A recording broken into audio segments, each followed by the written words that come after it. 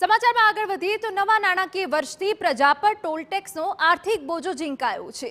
આજથી દેશભરમાં ટોલ ટેક્સમાં 5 થી 15% સુધી વધારો લાગુ।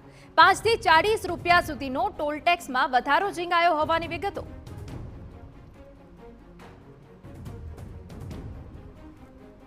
તો 5 થી 40 રૂપિયા સુધીનો ટોલ ટેક્સમાં વધારો ઝીંકાયો છે અને ટોલ ટેક્સનો જે ભાવ છે તેમાં વધારો લાગુ થયો છે।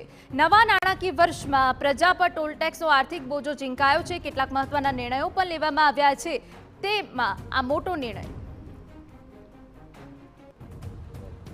તો નવા નાણાકીય વર્ષની સાથે જ પ્રજાજનો પર ટોલ ટેક્સ રૂપી આર્થિક વધારો કરવામાં આવ્યો છે। આજ રાતથી જ સમગ્ર દેશભરના જે ટોલ ટેક્સ છે એના પર 5% થી 15% સુધીનો વધારો કરવામાં આવ્યો છે।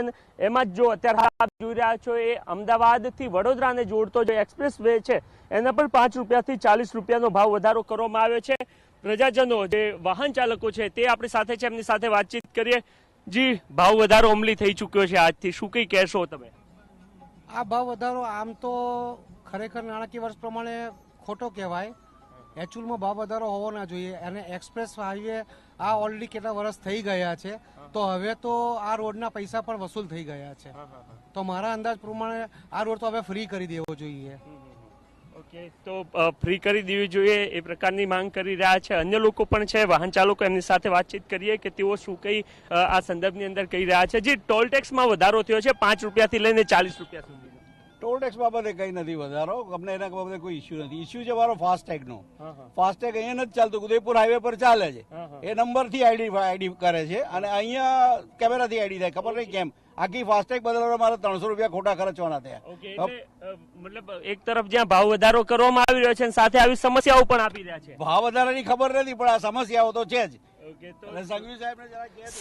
સમસ્યાઓ પણ લોકોને ખૂબ થઈ રહી છે, એ પ્રકારનો દાવો કરી રહ્યા છે। સૌથી મહત્વની વાત એ છે કે પર્ટિક્યુલર જો આ રૂટ પરની વાત કરવામાં આવે તો અમદાવાદથી વડોદરાને જોડતા આ રોડ પર કાર અને જીપ ચાલક જો હોય તો એમના અત્યાર સુધી 135 હતા, જે 140 થઈ ચૂક્યા છે। રિટર્નનો ભાવ જે અત્યાર સુધી હતો એ 205 હતા અને એમાં વધારો થઈને કુલ 215 થઈ ચૂક્યા છે। બોલેરો પિકઅપ વાનના 220 હતા, જે 230 થઈ ચૂક્યા છે। આ જ રીતના તમામ જે વસ્તુઓ છે એમાં ભાવ વધારો થઈ ચૂક્યો છે અને એના જ કારણે જે અહીંયાથી લોકો પસાર થઈ રહ્યા છે એ પણ કેટલીક ફરિયાદો કરતા જોવા મળી રહ્યા છે। કેટલાક રાહદારીઓ એવું કહી રહ્યા છે કે વર્ષો જૂનો આ એક્સપ્રેસ વે છે, એની જે રકમ ખર્ચાઈ હતી અત્યાર સુધી વસૂલ થઈ ચૂકી છે, એના કારણે આ રોડને ફ્રી કરી દેવામાં આવે। જ્યારે કેટલાક જે વાહન ચાલકો છે એ એમની ફરિયાદો ગણાવી રહ્યા છે, જ્યાં એક તરફ ટોલ ટેક્સમાં વધારો થઈ રહ્યા છે, બીજી તરફ એમની ટોલ ટેક્સને લઈને અથવા તો ફાસ્ટેગને લઈને જે ફરિયાદો છે એ પણ વર્ણવતા તમામ લોકો જોવા મળી રહ્યા છે। કેમેરામેન નિલેશ વઘોરા સાથે નરેન્દ્ર રાઠોડ, TV9 અમદાવાદ।